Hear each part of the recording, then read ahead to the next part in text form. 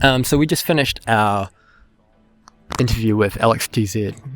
We had our interview with Adhd. I feel like he's an interesting guy. He's a bit of a character study. Hi, How's it going? I'm Alex. Welcome to my studio. Welcome to my tutorial. This is for you. Come on in, guys. Every time since I was between the ages of 18 to where I am now 26, this is pretty much the studio. No fancy equipment, no $100,000 desk boards, just a laptop, a keyboard, and myself. And I believe that anybody else with the same setup can make it as well. I'm here to show you the breakdown of my track. Hopefully you guys can pick something up, and I'm more than happy to share the production process into Centre Mood.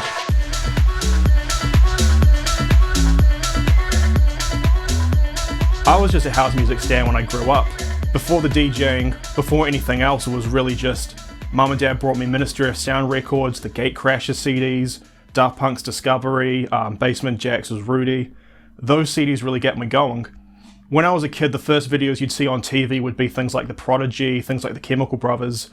So it was always about the music before the DJing. For me, it's production.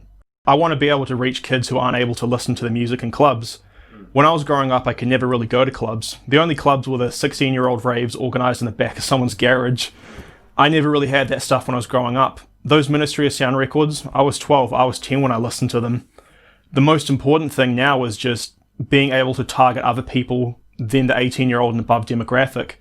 If I wasn't able to play a DJ show, that's fine for me. As long as some kid, listening to music on his break during morning tea gets to listen to these musics, then that's what I'm here for. It's all about everyone. I like having a place I can sit down and work for a track, but because of my job in the past when I was a youth teacher, I had really nowhere to produce, so I was on the go whenever I could. Sometimes you'll have 6 hours on a day off. Sometimes you only have 40 minutes. No matter what, it's just about getting the hours in and doing the best you can. It's not an overnight process, but that process, every step of the way, is absolutely worth it. He comes across as a guy whose brain, and he kind of said this to us while the cameras are off. I hope we got the audio, but it's almost like his brain's running so fast, but the way he speaks is it's calculated. He could almost be like a motivational speaker or a salesman. It's because I used to speak really fast because I didn't know how fast my voice was. Yeah.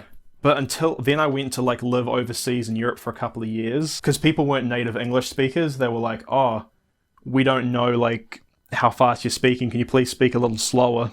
You're very good. You're very charismatic and good at speaking. I feel like you've been able to speak for an hour and only have a couple of brain farts. Where does that come from? How do you do that? Well, I guess it's because I got diagnosed with adult ADHD when I was a lot older and stuff. And a lot of the time it was learning the hard way. I'd say stupid shit in interviews. I would swear at the cameraman. I would say too much and stuff. I'm sort of a late bloomer. I'm sort of someone who learns by experience, but I guess it's frustrating for a lot of you guys watching this because you'll think, I'm doing this for only 3 or 4 months, nothing's happened. Sometimes turn off your phone and realize that a lot of things happening overnight when you see social media. You're never going to see me crying at 3 o'clock in the morning because my track wasn't put up on Spotify.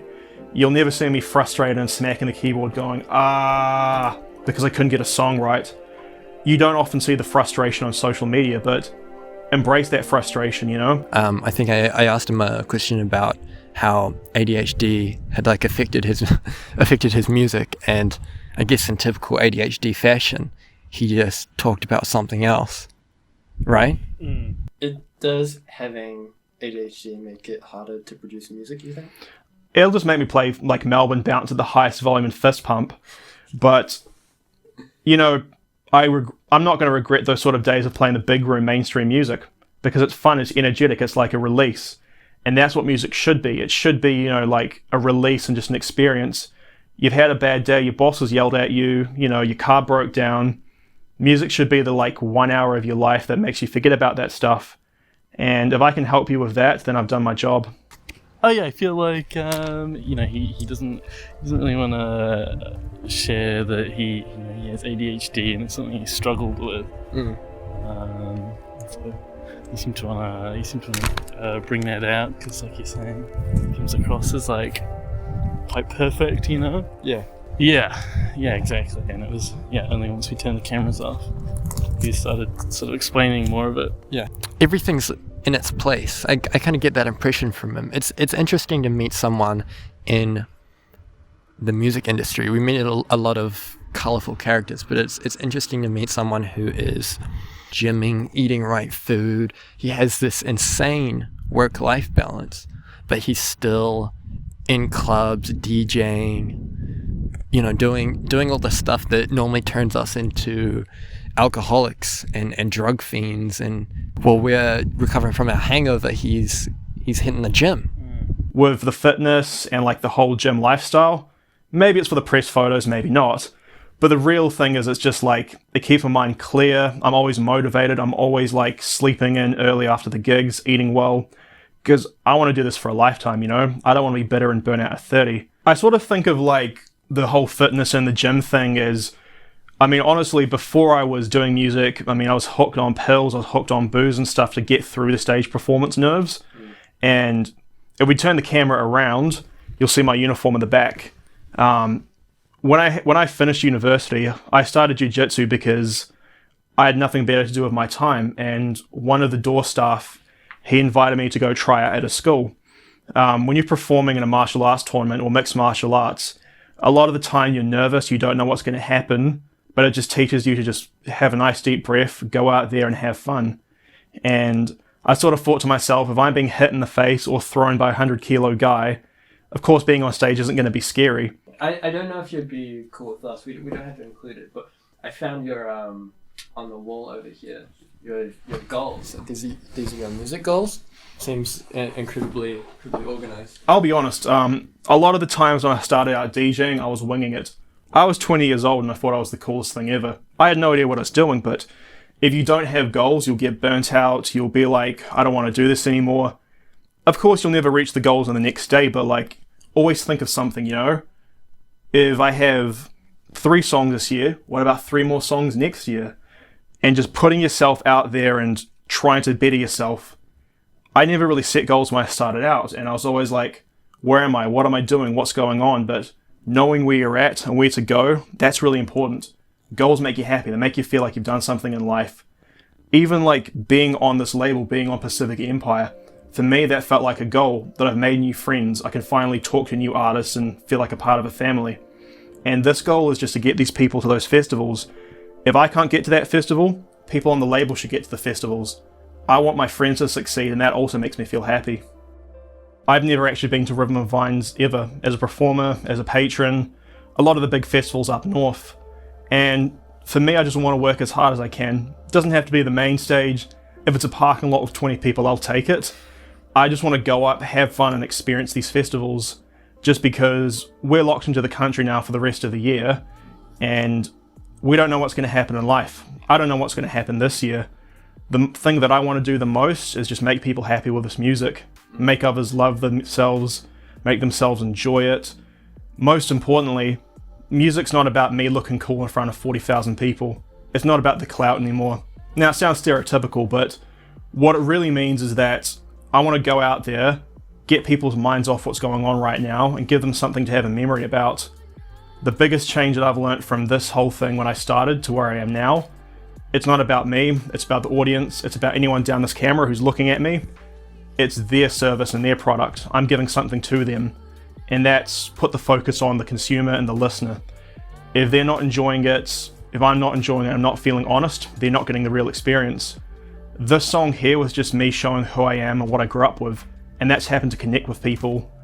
It's not a big club banger, but it's something which gives people an insight to who I was back in the day, and that's why it has a retro feel.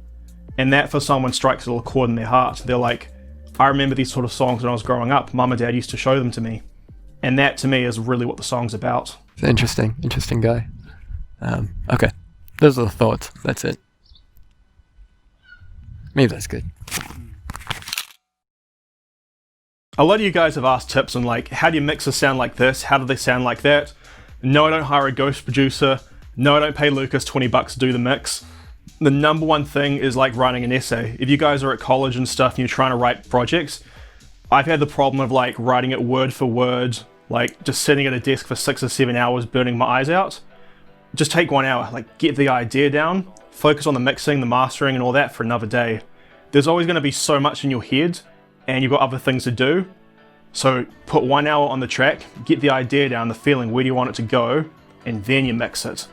Other things like mixing, I'll always mix stuff on headphones, in the car, on the speakers, or even at a club to see what it sounds like. A lot of times I'm like, what do I do, where do I go? And I've spent 13 hours a day almost like trying to do all the EQ and the technical stuff. Best thing you can do, pull out one of your favorite tracks you like listening to, compare it to that track. Why does it sound this way? Why does it sound that way?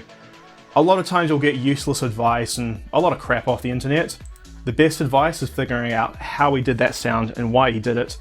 And the number one trick, 1 hour a day, just jam around, doodle some stuff, come up with an idea. There'll be like 6 or 7 crappy ideas, but at the end of the day, that one idea that you have that sounds really good, that will be your track. 99% of this is just making up stuff you hate, deleting the project file and starting all over again. No one starts off perfect. No one's going to open up, their Logic Pro and make the next $1,000 million track selling single. It all just happens by trial and error. Hey guys, thank you for coming to my home studio, listening to the track, and at least giving it a check out. If you like my music, you can listen to Send to Mood on Spotify, on YouTube, on all your great radio stations anywhere. Follow me on these links below. AlexTZ Music on Spotify, Instagram, Facebook, and all other good platforms. Thank you so much for listening to my track. I hope you enjoy. Any producers out there, if you have any songs you want to send me, my DMs are open, just for songs, okay? But they are open, and I'm always there to give you feedback and help out. And if you're watching this, if you enjoy the music that you're writing, keep it up, and I can't wait to hear what you've got.